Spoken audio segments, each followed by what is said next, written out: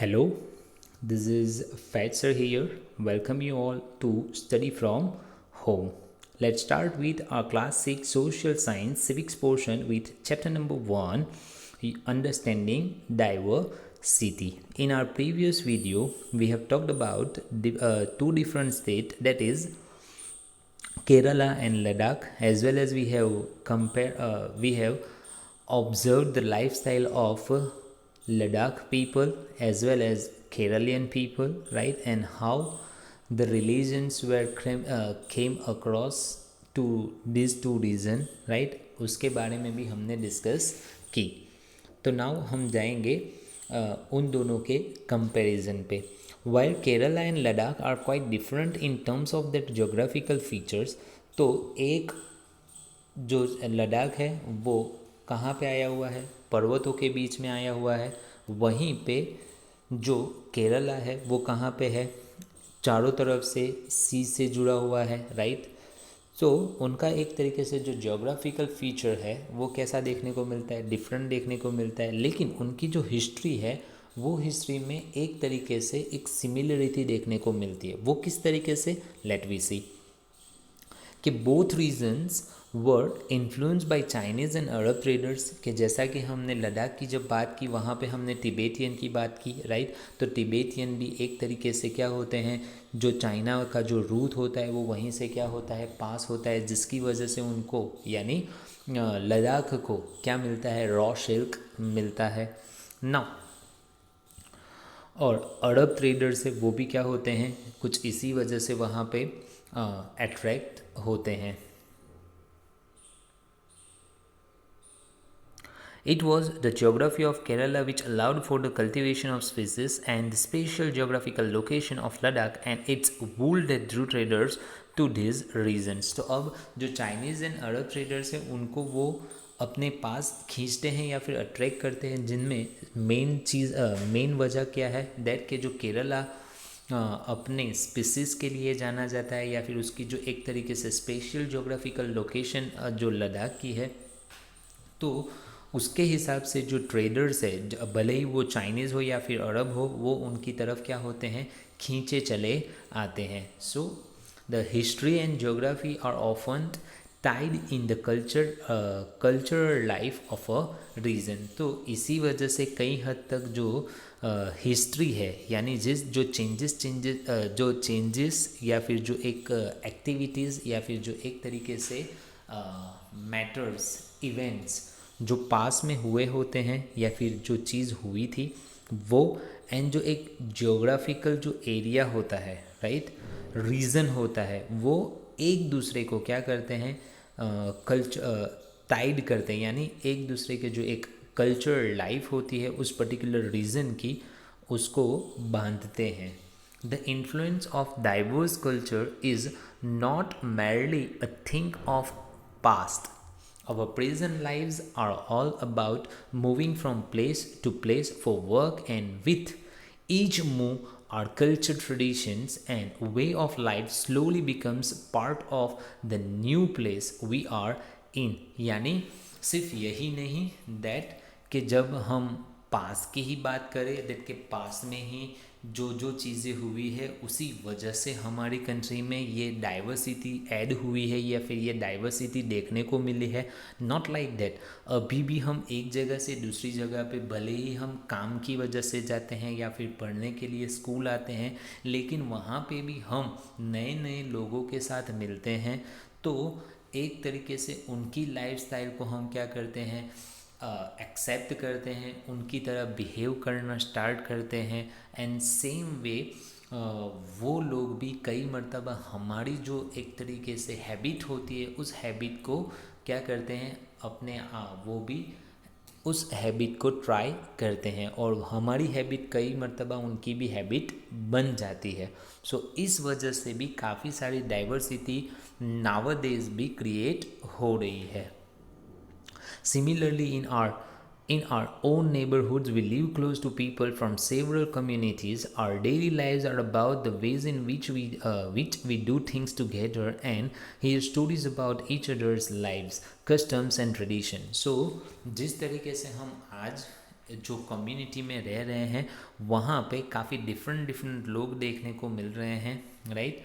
सो उनकी स्टोरीज़ के बारे में हम जानते हैं, उनके लाइफस्टाइल के बारे में हम जानते हैं, उनके जो कस्टम्स होते हैं यानी जो रीति विधि जो होती है, वो उनके जो ट्रेडिशंस होते हैं यानी उनके एक जो मान्यताएं होती हैं, वो सारी चीज़ों के बारे में हमें जब पता लगता है या फिर हम भी उनको हमारे जो कस्टम्स है, ट्रेडिशंस हैं, लैंग्वेजेस है, स्टोरीज़ है, वो बताते हैं, तो एक तरीके से दोनों की लाइफ में क्या होती है, डाइवर्सिटी आती है, यानी नई नई चीज़ों के बारे में जानने को मिलता है।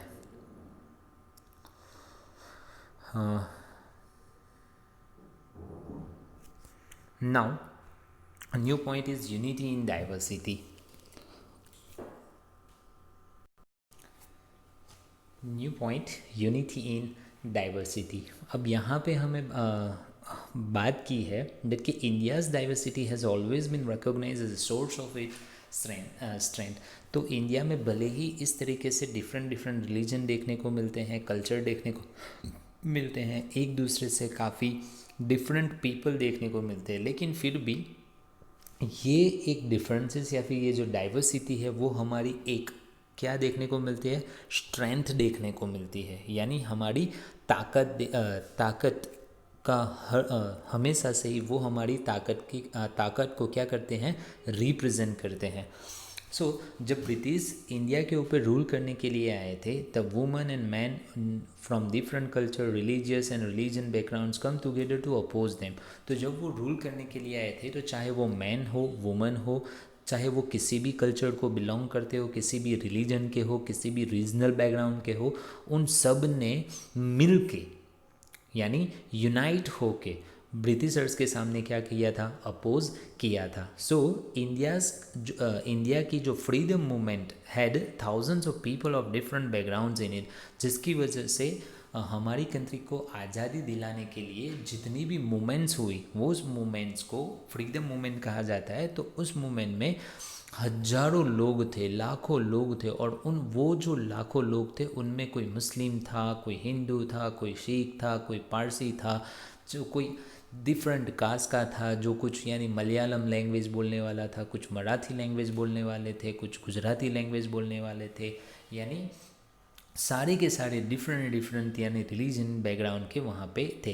दे work together to decide the joint action. अब उन्होंने यानी मिल के ये ब्रिटिशर्स को यहाँ से हमारी कंट्री में से भेजने के लिए या फिर हमारी कंट्री को ब्रिटिशर्स के रूल में से आज़ाद करवाने के लिए एक जॉइंट एक्शन लिया था, यानी सब ने मिल के ब्रिटिश के सामने लड़ाई लड़ी थी।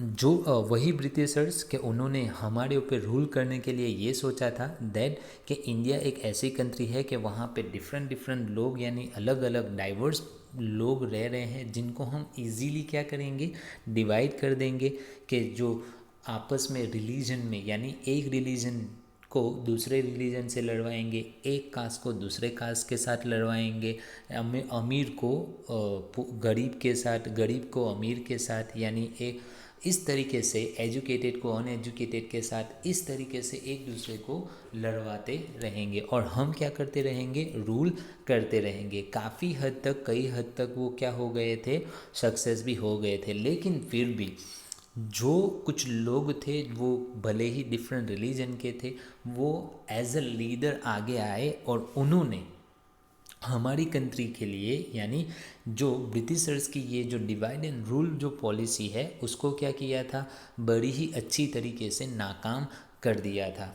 सो यहाँ पे एक पोएम दी गई है जो किस तरीके से सारे के सारे डिफरेंट बैकग्राउंड्स के लोग थे या फिर कल्चर के लोग थे, किस तरीके से गेदर्ड होके उन्होंने क्या किया है, लड़ाई लड़ी है। तो एक पोएम यहाँ पे उन्हीं के लिए क्या की है, डेडिकेट की गई है, जो आप रीड करोगे तो उसका जो इम्पोर्टेंस है वो आपको पता चलेगा। Now we move to the next. This song was sung after the Jallianwala Bagh massacre, यानी यहाँ पे ये जो सॉन्ग दिया गया है, don't forget the days of blood O friend, in the midst of your happiness remember to shed a tear for अस, यानी भले ही आप कितने खुश हो जाओ, यानी आपकी हैप्पीनेस में एक दिन एक टाइम ऐसा भी रखना कि जो यानी हम शहीद हुए हैं या फिर हमने हमारा जो खून बहाया है, तो उसको एक मोमेंट में भी हमारे लिए एक आंसू बहा के हमें याद कर लेना। The Hunter has torn away every single flower, जो शिकार थे उन्होंने हमारे यानी क्या कर लिया, एक एक फ्लावर को जैसे नोच लिया है, यानी फाड़ दिया है। यानी वो यहाँ पे अपने खुद की बात कर रहे हैं, जो शहीद हुए हैं उनके लिए ये वर्ड यूज़ किया गया है। Do plant a flower in a desert garden dear friend, तो जहाँ पे एक फ्लावर भी अब नहीं रहा है, तो एक फ्लावर यानी ऐसा कह सकते हैं दैट के नेशनलिज्म का, यानी हमारी कंट्री के लिए बलिदान की भावना का एक फ्लावर आप भी क्या करना, अपनी तरफ से ग्रो कर देना, प्लांट कर देना। Having fallen two bullets we slept in Jallianwala Bagh, तो हम यानी गोलियों को खाते खाते हमारे शरीर के ऊपर जलियांवाला बाग में क्या हो गए हैं, बड़ी ही आराम से सो गए हैं। Do light a lamp on this lonely grave, तो ये जो ग्रेव है क्या वहाँ पे कोई नहीं है, तो वहाँ पे एक लैम्प यानी एक दिया जला देना। The blood of Hindus and Muslim flows together today, आज ऐसा नहीं है दैट के सिर्फ मुस्लिम का या फिर सिर्फ हिंदू का, हिंदू मुस्लिम दोनों का और दूसरे भी जितने भी कास्ट या फिर रिलीजन थे उन सब का ब्लड आज यहाँ पे क्या हुआ है, बहा है। Do soak your robe in this river of blood dear friend, तो इस खून को यानी क्या करना, आप शोक कर लेना, यानी वो जो बहा हुआ जो खून है उसको क्या कर लेना, अपने रौब में यानी अपने दिल में एक तरीके से रखना, यानी उसकी एक तरीके से याद को ताज़ा रखना। Some rots in jail while others lie in their graves, कुछ ऐसे थे कि जो जेल में ही क्या हो गए, सड़ गए, और कुछ ऐसे थे कि जो ग्रेव्स में क्या हो गए, सोए हुए हैं या फिर लाई हो गए हैं। Do shed a few tears for them O friend, इनके लिए भी एक आंसू क्या कर लेना, बहा लेना। सो ये जो जलियांवाला बाग मसाकर है वो हुआ था, उसके बाद एक तरीके से ये पोएम लिखी गई है कि जहाँ पे एक साथ यानी जो अनआर्म्ड पीपल जो गेदर्ड हुए थे फ्रीडम मूवमेंट के लिए, वहाँ पे उनको क्या कर दिया था, बड़ी ही बेरहमी से हजारों लोगों को एक साथ मार दिया गया था। और ये कहाँ पे हुआ था, Amritsar. Peaceful people killing many and wondering even wounding even more, यानी काफ़ी सारे लोग ऐसे थे कि जो मर गए और काफ़ी ऐसे थे कि जिनको बहुत ही इंजरीज हुई थी। Man and woman, Hindu, Sikhs and Muslim, rich और poor had gathered to protest against the British, यानी यहाँ पे कोई ऐसा नहीं आया था पर्टिकुलर कास्ट का था, सभी थे, हिंदूज भी थे, सिख भी थे, वुमन भी थे, मैन भी थे, मुस्लिम भी थे, रिच भी थे, पुअर भी थे, सारे के सारे थे। This song was compose and sung to honour the memory of those brave people, तो ये जो पोएम है या फिर सॉन्ग है वो ऐसे ही लोगों के लिए क्या किया जाता है, कंपोज यानी बनाया गया है और उनके लिए ही गाया जाता है। वो एक तरीके से ट्रिब्यूट है यही ब्रेव लोगों के लिए। Now, songs and symbols that emerged during the freedom struggle serve as a constant reminder of our country's rich tradition to respect for diversity, यानी जो इंडिपेंडेंस के लिए जो जो सॉन्ग्स यानी जो सिम्बॉल्स दिए गए, जो सॉन्ग्स दिए गए, वही आगे चल के हमारी कंट्री की आज़ादी के लिए यानी क्या बने, एक तरीके से रिमाइंडर भी बने, यानी सालों सालों तक आने वाली जो जनरेशन है उनके लिए भी एक तरीके से रिमाइंडर बने। और जब आज़ादी के टाइम पे वो जो स्लोगन बोले जाते थे उस वो एक तरीके से हमारी ट्रेडिशन और डाइवर्सिटी का भी एक क्या बने थे, सिंबल बने थे। Do you know the story of Indian flag, it was use as a symbol of protest against the British by the people everywhere, यानी जो हमारा इंडियन फ्लैग है वो एक तरीके से सिंबल बना था कि जो ब्रिटिश के सामने प्रोटेस्ट करने के लिए दिखाया जाता था। In his book now here Pandit Jawaharlal Nehru delivering an Independence Day speech.